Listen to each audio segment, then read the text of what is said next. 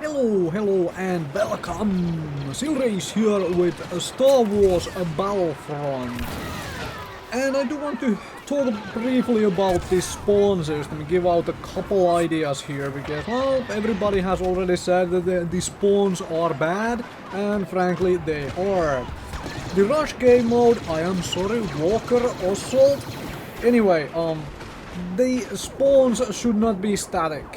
It's frankly how it is, or if they are static, they should be moved into such places that they are in cover. There are many places on the maps where when you start spawning, as for example the rebels, you are fully in the view of an AT-80 who could just shoot at your spawn. If nothing else, can drop an orbital strike right on your spawn. And you have that 1 second or so invulnerability once you spawn, but that frankly is not enough. Not at all. The fact that enemies can take turrets behind your spawn point and shoot with an anti-infantry turret or even with an anti-vehicle turret right into your spawn point. There is something wrong with that. So maybe lock out from opposing team any of the turrets which are behind the set of MCOMs, uplinks. So when you are in the first set of uplinks, an enemy cannot enter any turret which is way past those uplinks, or possibly past the spawn points. And like I said, move the spawn points to be in cover. But this does not, the spawn point system, only affect the infantry. It also affects planes. When you come in on a plane, you have this brief animation, you have slight invulnerability at the starter for your plane, spaceship, TIE fighters and all these things, not planes. But anyway, good pilots are already looking at those spawns. They know the exact locations where the spawns happen, they are going to keep a distance on it, and then someone is spawning, instant missile lock, fire the missile, dead enemy, pilot, and ship, essentially. Making air superiority really difficult to get once one team has established it. Obviously, once it is released, we hopefully have some more anti-air weaponry on the ground by the infantry players. But until then, in this beta test, this is really difficult.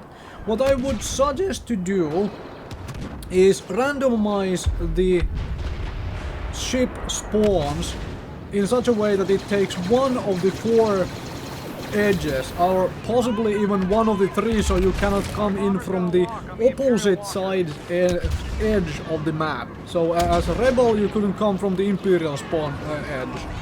And so that when you spawn a ship, it actually comes in from just outside the play area, from the edge of the map, and when you have the ability to fly, as in the little cinematic has played and all that stuff, you are just in like outside of the play area. So basically, as you move forward that couple meters already, you are in the play area.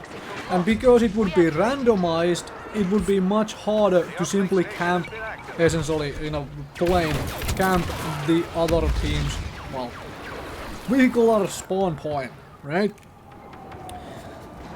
In all honesty, the infantry spawns are the biggest concern, because everybody has to play infantry at some point to firstly get to those pickups so they can do something else as well.